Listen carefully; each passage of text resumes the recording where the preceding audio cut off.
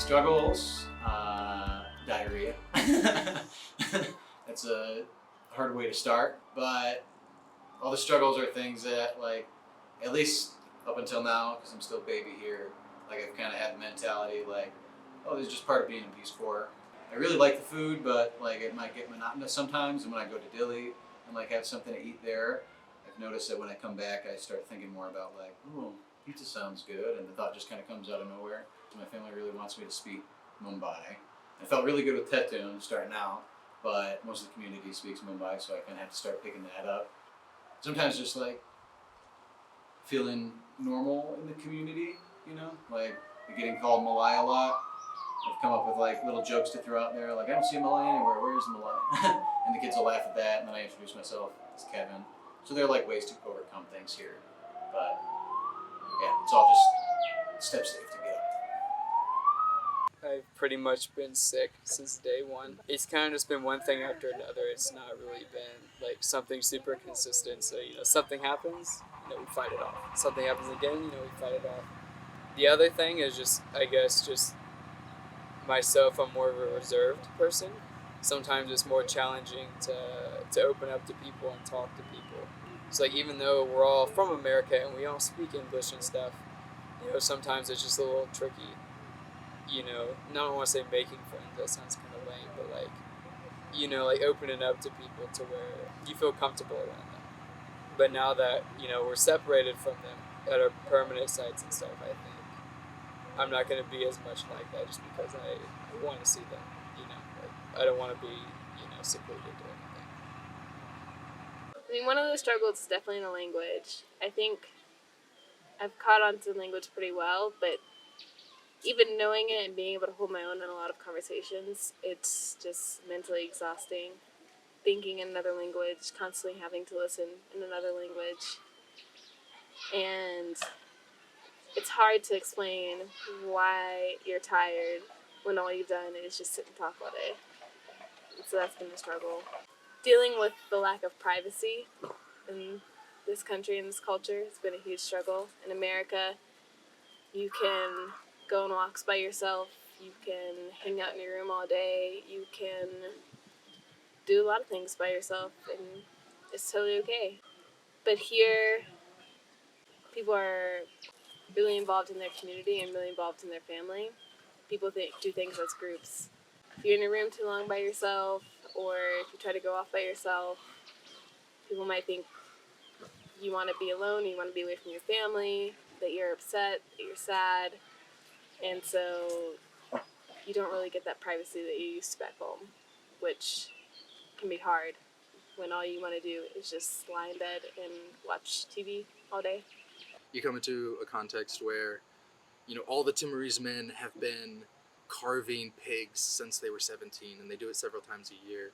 They're all very skilled with a katana, right, or with a machete, and it's just something commonplace. They don't even think about it being a skill, and then you come in and you have no idea how to quarter out a pig. You have no idea how to do so many things that are just very common here, and everybody knows how to do it. So you come into a scenario where you don't have the skill set that is commonplace, and you're not really able to demonstrate your own value. You're not really able to communicate well, and like the things I know, I can't really apply here because there isn't even power. So I can't really use a lot of the skills that I already have. So it's at times frustrating to feel very ineffective and feel like you're not contributing very much, and you're always having to learn with everything that you're doing, which over time I think will get better, but it is very frustrating at the start.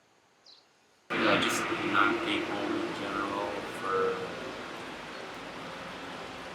the people in my family, kind of the general struggle. But not totally, because they're pretty supportive.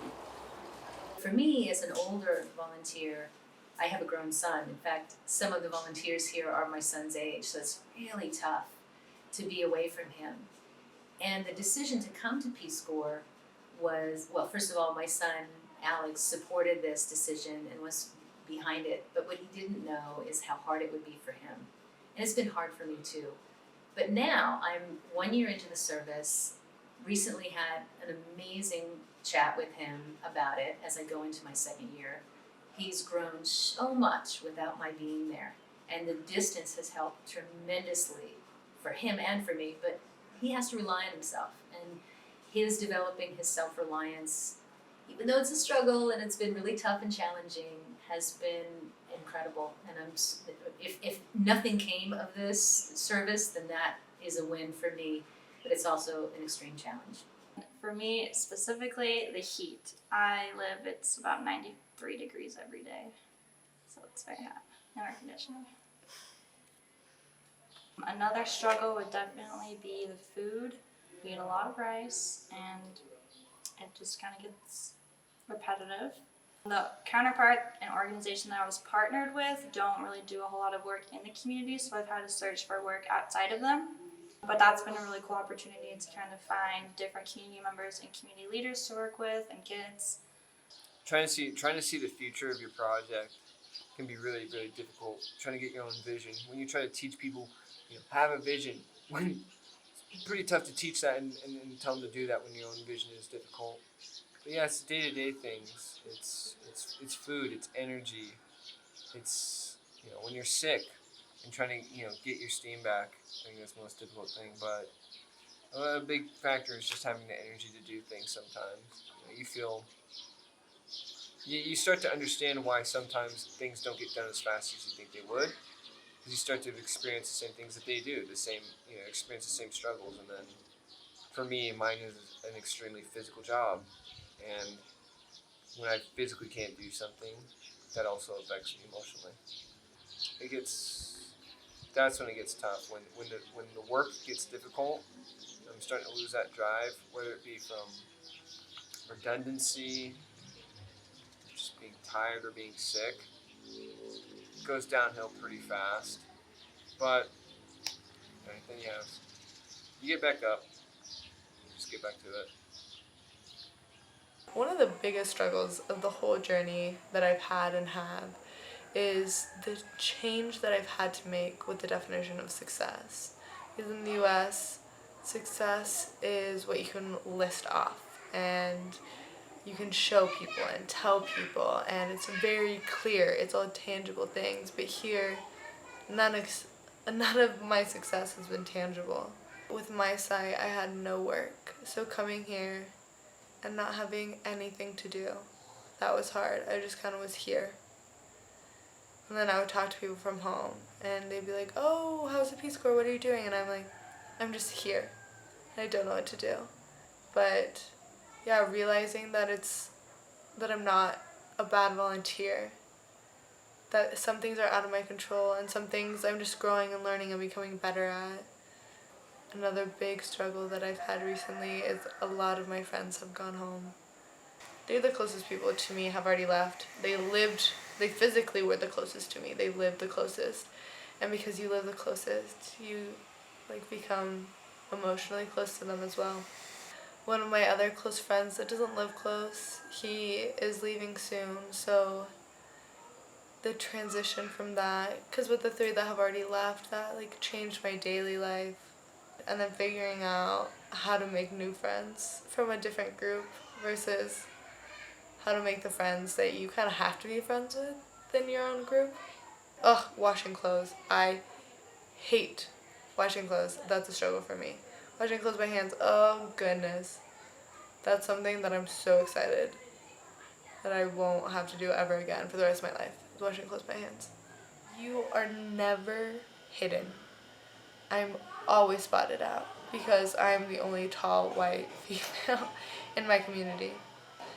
So you're always being watched, and it's a different language and a different culture, and you have to be on, and it's not easy to have conversations in different cultures and communities with people, because what you think is normal is not normal here.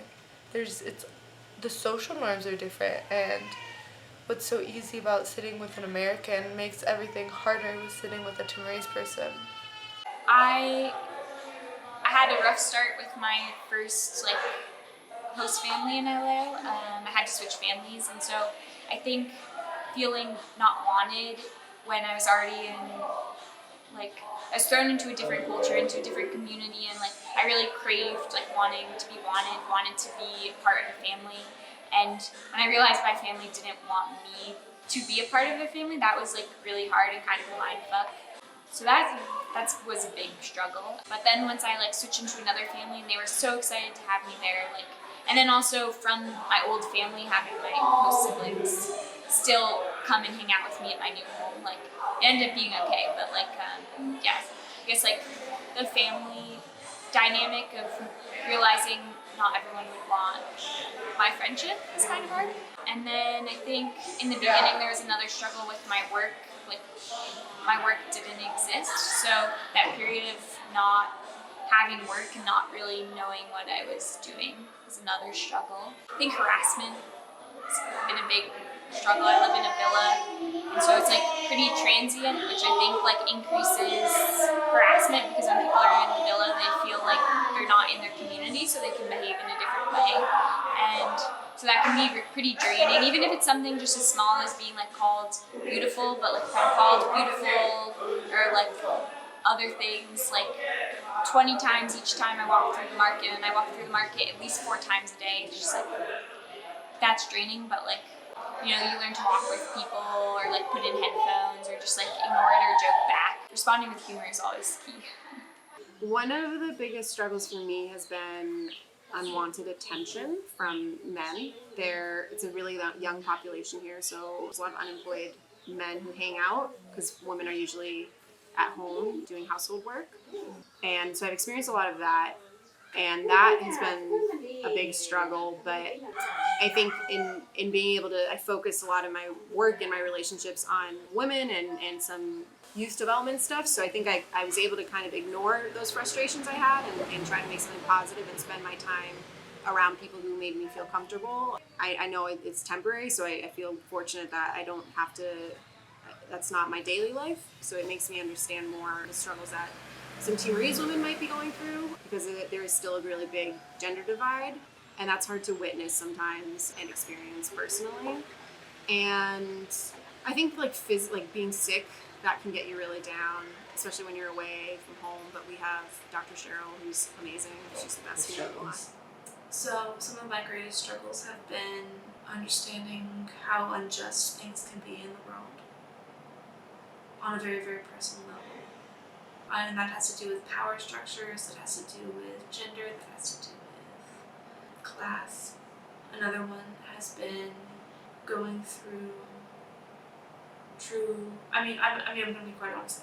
I went through depression as a Peace Corps volunteer, and going through that and not having anybody in the community that cared enough yet at that point to want to help me through it.